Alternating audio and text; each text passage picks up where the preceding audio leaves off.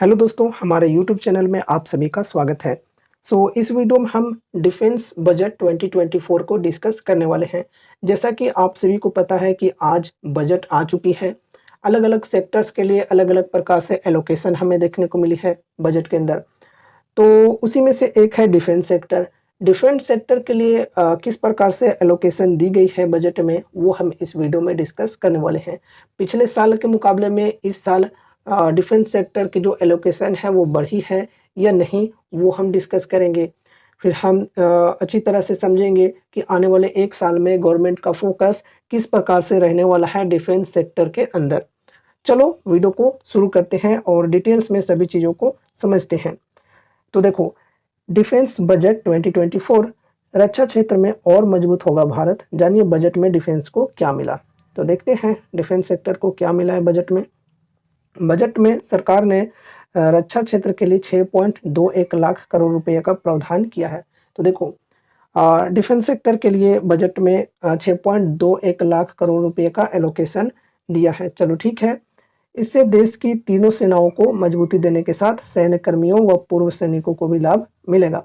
यहाँ पर देखो, तीनों सेनाओं के लिए ये है, ये ध्यान में रखना।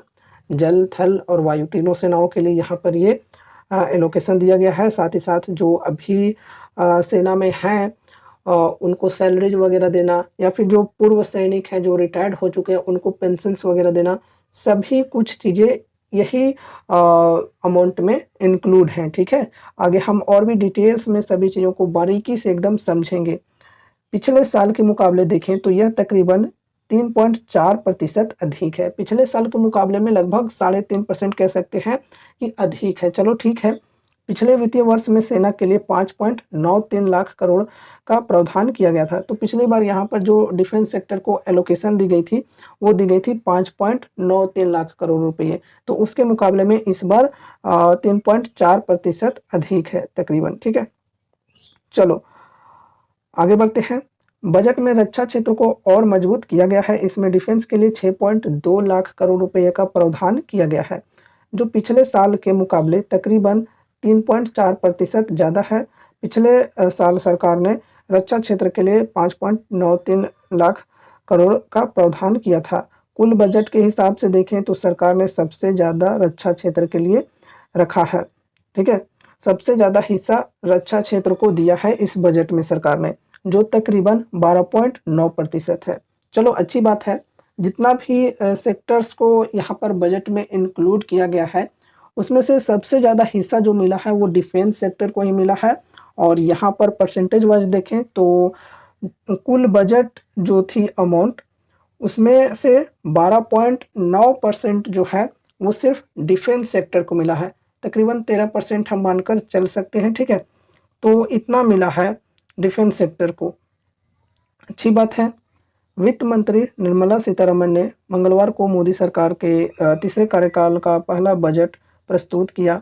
इस बजट में गरीब, महिला, युवा एवं अन्नदाता का फोकस के साथ सबसे ज़्यादा फोकस रक्षा बजट पर किया गया।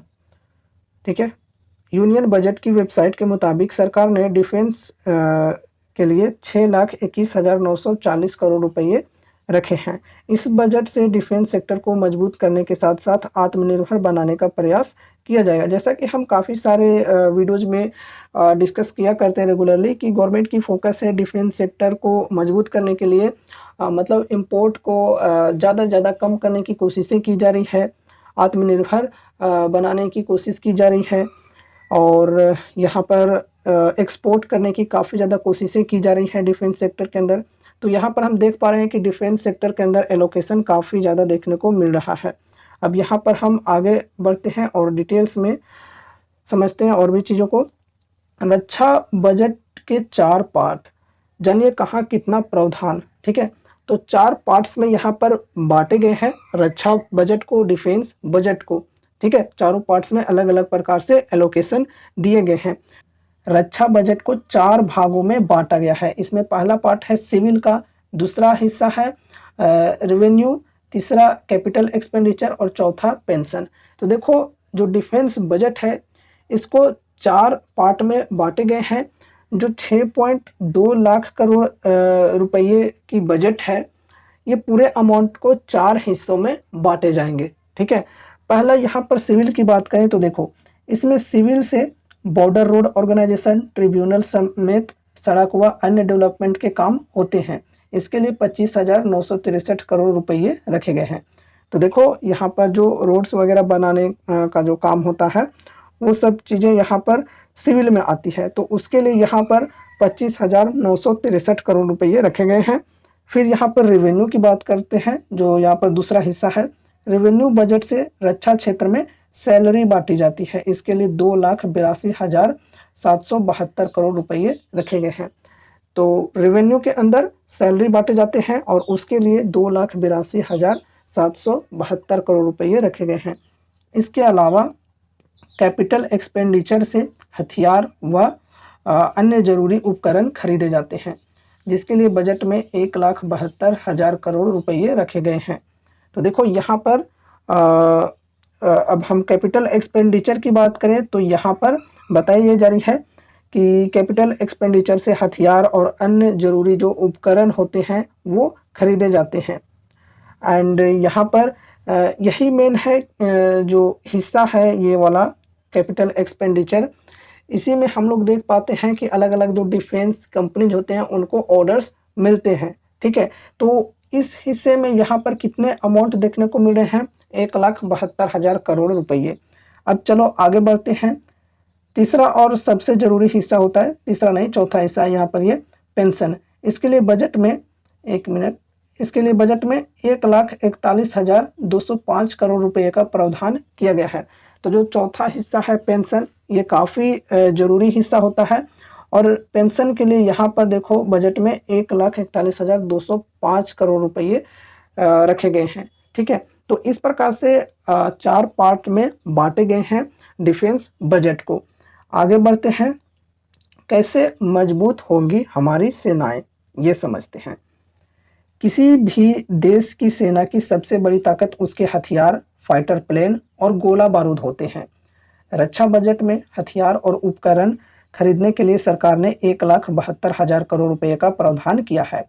इस पैसे से एयरक्राफ्ट और एरो इंजन उपकरण खरीदे जाएंगे। इसके अलावा हैवी और मीडियम व्हीकल, अन्य हथियार और गोला बारूद खरीदे जाएंगे। इसके अलावा अन्य तकनीकी उपकरणों से भी सेना को सुसज्जित किए जाने की योजना है। सेना के लिए स्पेशल रेलवे वैगन खरीदे जाएंगे। वी के लिए भी सरकार इस बजट से एयरक्राफ्ट और अन्य उपकरण खरीदेगी। इसके अलावा नेवल फ्लीट को मजबूत किया जाएगा और अन्य नेवल डॉकयार्ड प्रोजेक्ट शुरू किए जाएंगे। एयरफोर्स के लिए भी एयरक्राफ्ट, हैवी व्हीकल और अन्य उपकरण खरीदे जाने की योजना है। तो देखो ये चीज़ें यहाँ पर कही जा रही है, कैसे मजबूत होंगी हमारी सेनाएं। अलग अलग प्रकार के डिफेंस इक्विपमेंट्स खरीदे जाएंगे, फाइटर जेट खरीदे जाएंगे, अलग अलग प्रकार के यहाँ पर हेलीकॉप्टर्स, एयरक्राफ्ट, हथियार, गोला बारूद, ये सब चीज़ों को खरीदे जाएंगे, जो कि हमने देखा था एक्सपेंडिचर के अंदर। और उसके लिए यहाँ पर 1,72,000 करोड़ रुपये रखे गए हैं, ठीक है। अब देखो यहाँ पर बताई जा रही है, आत्मनिर्भर बनेगी सेना। डिफेंस बजट में सेना को आत्मनिर्भर बनाने के लिए भी कई प्रावधान हैं। इनमें 3 सेनाओं के लिए हथियारों और उपकरणों के निर्माण के लिए कई परियोजनाओं की तैयारी की गई है। इसके अलावा सार्वजनिक उद्यमों में भी निवेश के लिए सरकार तैयार है। इससे पहले अंतरिम बजट में भी वित्त मंत्री निर्मला सीतारमण ने ऐलान किया था कि डिफेंस सेक्टर के लिए डीप टेक टेक्नोलॉजी मजबूत की जाएगी। इसका मकसद हथियारों के क्षेत्र में भारत को आत्मनिर्भर बनाना है। इसके अलावा रोबोटिक्स, मशीन लर्निंग और क्वांटम कंप्यूटिंग जैसे क्षेत्रों में रिसर्च भी की जाएगी, ठीक है। तो ये सब चीज़ों के माध्यम से भारत को आत्मनिर्भर बनाने की कोशिशें की जा रही हैं डिफेंस सेक्टर के अंदर। अब चलो यहाँ पर हम आगे बढ़ते हैं। देखो बजट में डिफेंस सेक्टर को अच्छी खासी एलोकेशन देने के बाद जो डिफेंस मिनिस्टर हैं इनके तरफ से भी आभार व्यक्त किया गया। ट्विटर यानी कि जो एक्स अभी बनी हुई है, एक्स प्लेटफॉर्म के माध्यम से इन्होंने थैंक्स कहा वित्त मंत्री को। देखो रक्षा मंत्री ने जताया वित्त मंत्री का आभार। बजट पेश होने के बाद रक्षा मंत्री राजनाथ सिंह ने वित्त मंत्री निर्मला सीतारमण का आभार जताया। उन्होंने कहा कि रक्षा मंत्रालय को उच्चतम आवंटन 12.9% देने के लिए वित्त मंत्री का आभार। रक्षा मंत्री ने यह भी लिखा है कि मुझे खुशी है कि सीमा सड़कों को पूंजीगत मदद के तहत पिछले बजट की तुलना में आवंटन में 30% की वृद्धि दी गई है। पिछले बार की तुलना में यहाँ पर सीमा सड़कों को जो पूंजीगत मदद दी गई है वो 30% अधिक दी गई है। तो उस चीज़ को लेकर जो हमारे डिफेंस मिनिस्टर हैं इन्होंने आभार व्यक्त किया है। बीआरओ को 6500 करोड़ रुपए का यह आवंटन हमारे बॉर्डर इंफ्रास्ट्रक्चर को और गति देगा। रक्षा उद्योगों में स्टार्टअप पारिस्थितिकी तंत्र को बढ़ावा देने के लिए स्टार्टअप्स, एमएसएमई और इनोवेटर्स द्वारा दिए गए तकनीकी समाधानों को वित्त पोषित करने के लिए आईडीईएक्स योजना के लिए 518 करोड़ रुपये आवंटित किए गए हैं। तो देखो यहाँ पर मतलब एक चीज़ और आप लोग समझ लो, जो डिफेंस सेक्टर के अंदर जो स्टार्टअप्स होते हैं, एमएसएमई होते हैं, तो उनको मतलब वित्त पोषित करने के लिए, मतलब फाइनेंशियली हेल्प करने के लिए एक यहाँ पर योजना चलाई जाती है आईडेक्स नाम की। तो आईडेक्स योजना के तहत 518 करोड़ रुपये आवंटित किए गए हैं। चलो अच्छी बात है। तो ये सब न्यूज़ आ रही है फिलहाल डिफेंस बजट को लेकर। अभी आपने समझ लिया कि डिफेंस सेक्टर को लेकर आने वाले 1 साल के लिए गवर्नमेंट का फोकस कैसा रहने वाला है, गवर्नमेंट का ध्यान कैसा रहने वाला है। ठीक है, चलो अच्छी बात है, पिछले साल के मुकाबले में ज़्यादा ही है। अब दोस्तों यहाँ पर हमने जैसा कि देखा एक्सपेंडिचर के अंदर 1,72,000 करोड़ रुपए का एलोकेशन दिया गया है।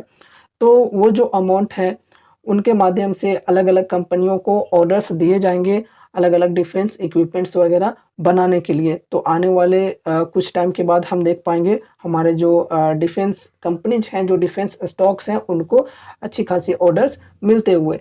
चलो ठीक है, बाकी यहाँ पर हम इंटरिम बजट से कंपेयर करें तो जो फरवरी 2024 में इंटरिम बजट आई थी उनसे कुछ भी अलग नहीं है, उससे इक्वल ही है।